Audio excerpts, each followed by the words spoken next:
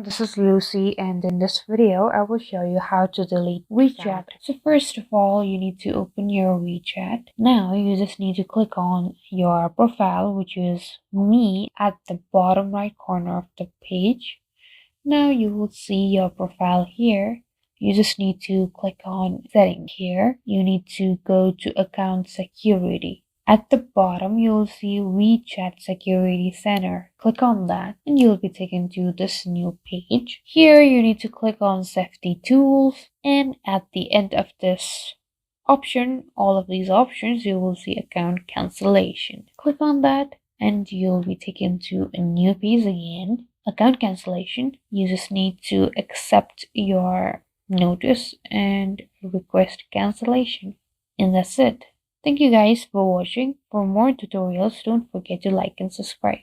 And I'll meet you guys in the next video.